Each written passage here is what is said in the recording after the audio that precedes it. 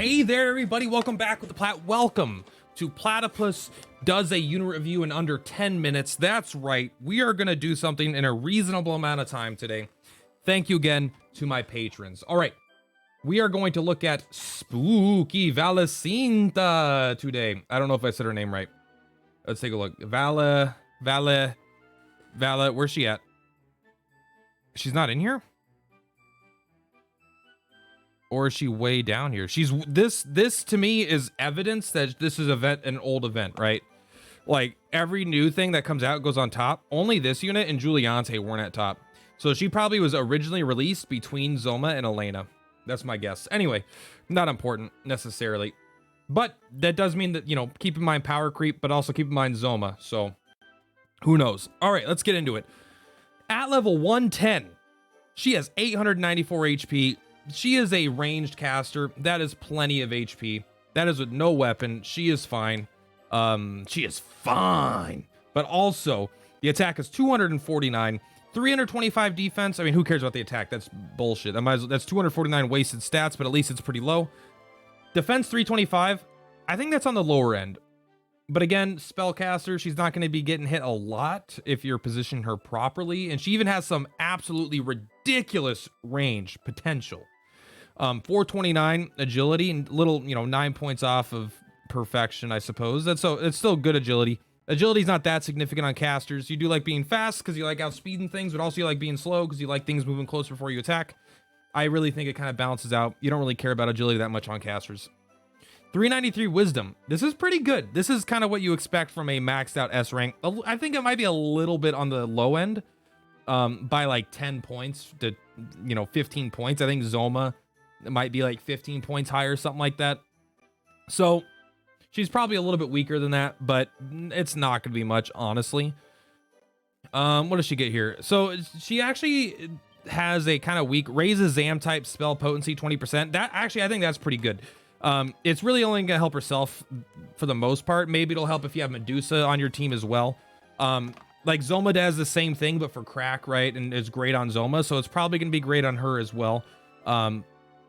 So I do like this. What I don't like, what I was gonna say, is the Zam type ability tricks. Lower Zam type ability MP cost and raises potency. Like this is fine, but we're expecting more out of our banner units at this stage, right? Between like things like Sorrow and a Stark, where a Stark just like I don't even remember what his first thing does, but he does fucking everything. Like these first dupes, if they're not movement, they're usually more impressive than this at this point in the game. So this isn't particularly exciting. That's not to say it's bad, but it's not something that I'm like super excited about or anything. But on the other hand, she does have tea time, and this is the passive. This is Zero Awakening. You get this on turn 3 action start. Restores MP and greatly raises wisdom for 3 turns. So she actually gets stronger as the fight goes on. So maybe you could harass with her for the first 3 attacks, and then she's going to get her MP back. How much, I don't know, but I assume it's significant, at least for another cast. But then she's going to greatly increase her own wisdom for 3 turns. So you probably don't have enough for 6 casts. Most of the time, let's take a look. What's her MP at? 108. You don't have enough for 6 casts, but maybe with the heal, if it heals 200, you do. Keep that in mind. And maybe when this is plus 10, the spooky spark, maybe you can cast that 6 times. So this could be actually pretty insane. I do think it's good. Not like absolutely broken. You're not gonna use it in arena or anything like that, but all things considered, I think that's pretty good. One perk I think is unexciting, but really what it comes down to is her resistances. That's not true, it's abilities. But let's take a look at resistance. Resisting spell lock is nice. Weak to hobble is kind of not bad. Super weak to paralysis is definitely not amazing, but it doesn't happen that much, but it is very possible. As a matter of fact, like the new unit that she comes with on the banner, I believe, does paralysis with a whoosh attack. She would resist the damage, but she would still get paralyzed almost every time. Sizz crack, I mean, Zoma's gonna kick her ass, but Zoma already was going to, probably. Yeah, I mean, that's fine. Resistances, I do like zap resistance more now than ever because I just fought Malroth 100 times, but I don't know if it's actually that good. The resistances aren't like make it or break it most of the time. Typically, you're just gonna use her in the fights she's good in, not use her in the fight she's bad in. It's not like there's a catch-all unit.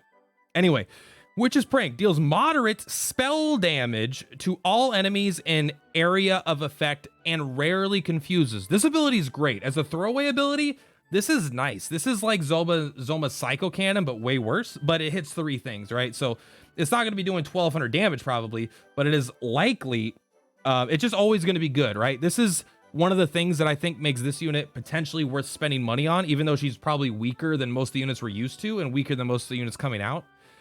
She could be worth pulling for because this Witch's Prank means even if something's resistant to Zam, she'll always have use somewhere, right? She can always do damage. You're like, oh, I don't have, you know, she has the right resistances. Oh, but the thing isn't weak to Zam. It kind of doesn't matter because you could still deal decent damage with just this. Now, this ability isn't insane, but it's good. Like, this is almost like an ideal first weak ability. If this is her ultimate, I would say she's shit, but it's not. This is her throwaway ability, right? The weakest of the 3 abilities. So I think that's really good. I like Witch's Prank. The confusion is not something I really value too highly. Obviously, it can be really good, but I don't highly value super situational things. So confusing enemies is situationally good, and this rarely confuses. So it's situational, like that it's going to work in the situation that it's actually good, right? So I don't value that too highly, but there's no doubt it'll be great. Kazam, very good, right? We need more Kazam users. She buffs it. She's going to do great damage, but this is actually weaker than her other ability, which is kind of crazy. She has Spooky Spark, and this is look at that's just a dice on the bottom there. It hits 5 squares, but in like an X, right? Deals minor Zam type spell damage to random enemies in area of effect 8 times. 8 times? That's twice as much as fucking Nimzo does. He does 4 times, and it's moderate. This is minor, but it's 8 times. That's a lot. Also, I don't know if you can tell, this has a range of 2, but if you look at where, you know, let's say, can you see my mouse? Yeah, so if you're standing here, right, range of 2 is here, you could target something that's 1, 2, 3, 4 tiles away, right? You basically can hit something in the back corners of like the Arenasaurus's, Halberdsaurus, Arenasaurus, their breath attacks, right? So you have insanely high range. That's actually a little absurd for a caster like this, because most characters, so if there's like only one character like back here, right, you're gonna hit them with all 8. Like that's kind of unheard of for a caster to have that much range. Now I'll admit it's situational, and I think it's okay to have that range because if you have characters at all kitty corner to each other, you know, diagonal from each other, it's going to divide the damage up, and this ability is probably not that good when the damage is divided, unless it's like in normal content it might be, because you could, like, if they have a weak thing and a strong thing, you'll kill the weak thing in the first 2 hits and the rest will all go to the big thing.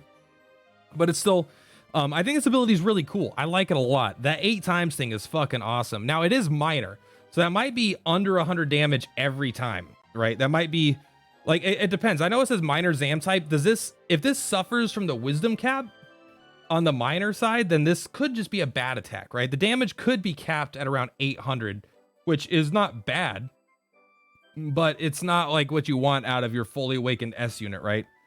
But on the other hand, you do have Kazam to fall back. Maybe Spooky Spark is to kill a bunch of weak things, and Kazam is to kill big things. Kazam's probably not going to suffer from that the wisdom cap, right? Because it's a major, so it probably is like an unknown or really high wisdom cap right now.